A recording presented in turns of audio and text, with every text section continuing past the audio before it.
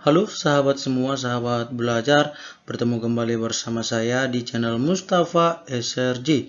Ya sahabat belajar, kita sudah selesai sampai saat ini. Kita sudah di tahap pengumuman seleksi administrasi untuk pelamaran P3K 2022.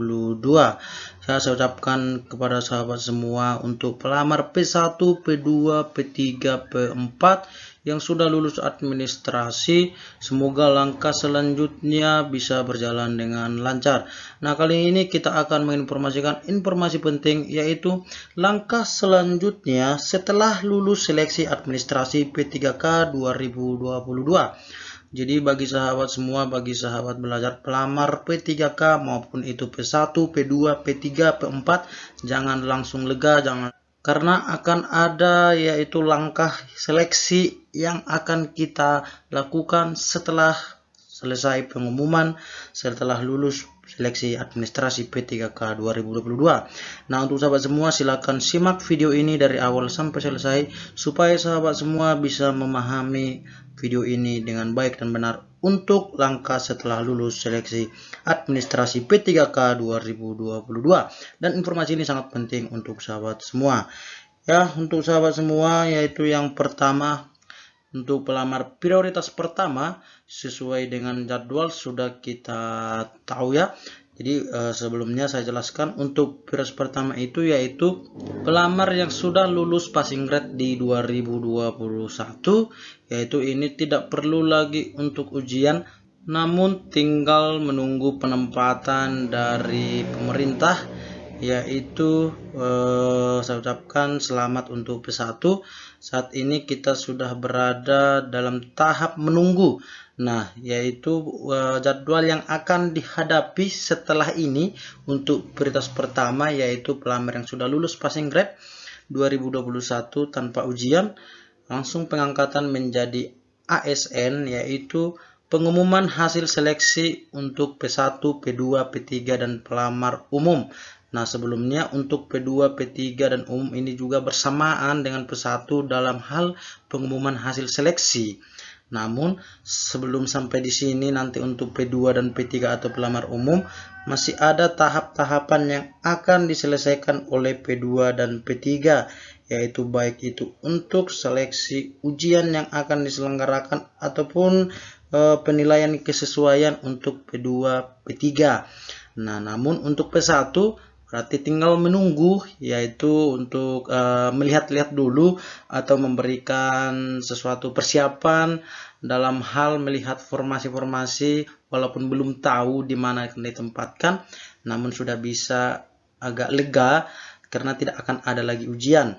Nah, itu akan dilakukan pada tanggal 2 sampai tanggal dengan 3 Februari 2023. Jadi masih cukup ada waktu ya.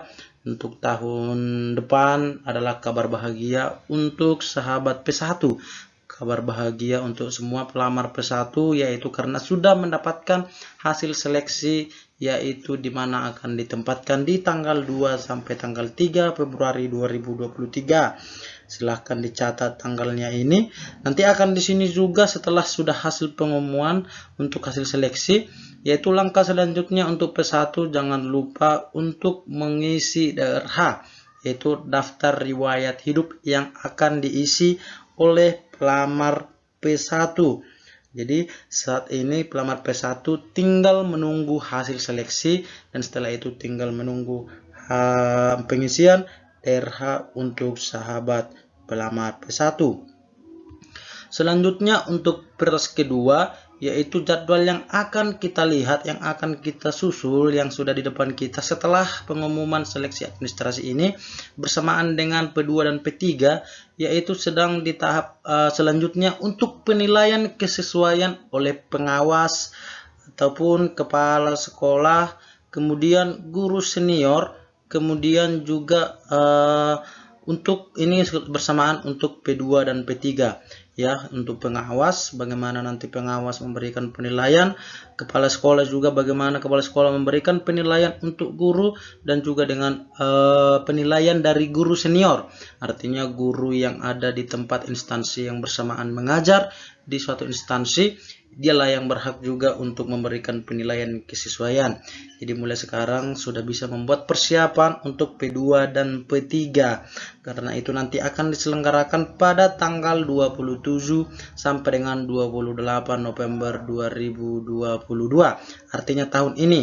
Pada saat ini kita sudah berada di tanggal 18 November, berarti ini kurang lebih 10 hari lagi ke depan sahabat P2 dan P3 sudah berada di tahap ini, penilaian kesesuaian untuk sahabat P2 dan P3.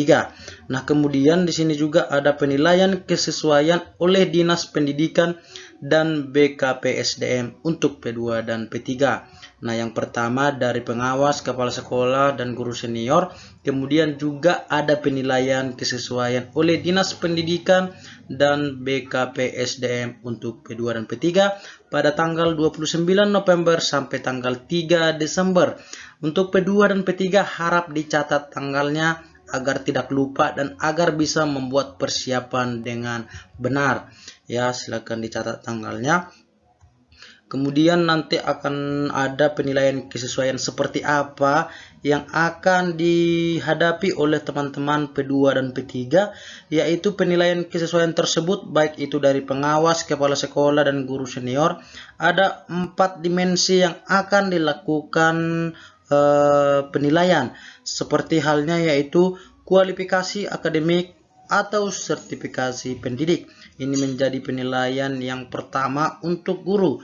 Ya, bagaimana nanti sertifikat pendidik jika ada itu akan menambahkan poin untuk sahabat P2 dan P3. Begitu juga dengan kualifikasi akademik, sesuaikah ijazahnya dengan mengajarnya sekarang. Kemudian di sini juga memperhatikan seperti apakah ijazahnya, ya di sini sudah jelas dikatakan kualifikasi akademik S1, kemudian D4 ataupun sertifikat pendidik. Ini merupakan berkas-berkas yang utama. Kemudian setelah itu ada penilaian kompetensi teknis. Nah, ini seperti profesional, pedagogik, sosial, kepribadian. Ini adalah yang memberikan penilaian seperti yang kita katakan tadi, yaitu pengawas, kepala sekolah, dan guru senior. Nah, seperti apakah itu? Seperti bidang teknis profesional, yaitu keguruan, kemudian pedagogik juga untuk keguruan, sosial, dan kepribadian. Kemudian juga kesesuaian kinerja. Nah, ini dilihat dalam hal keseharian riwayat selama mengajar di tempat mengajar, yaitu seperti orientasi pelayanan bagi sekolah, siswa, dan juga teman sejawat.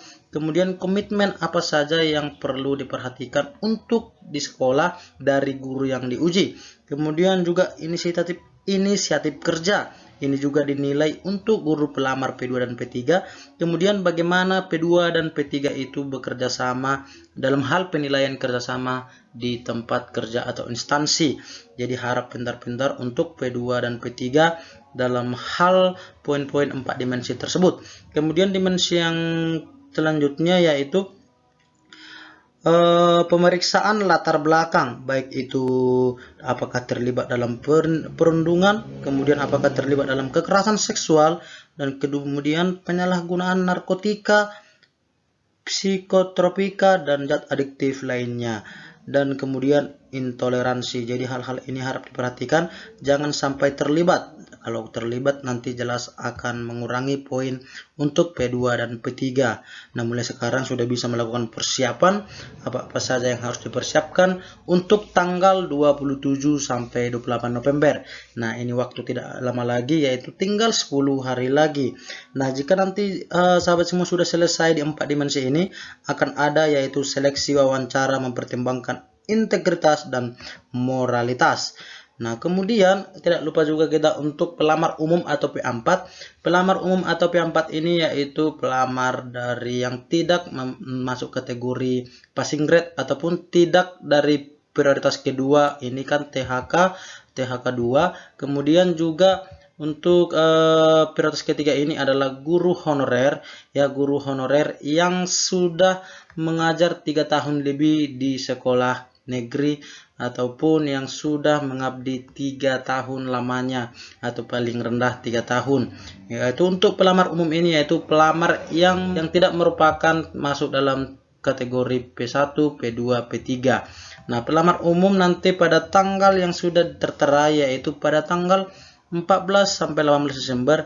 Di sini pengumuman dan pemilihan formasi. Nah, jadi nanti masuk ke akun SSCN untuk P4 berhak untuk memilih formasi. Nah, pemilih formasi bagaimana, yaitu formasi yang masih kosong setelah P1, P2, P3 diselesaikan.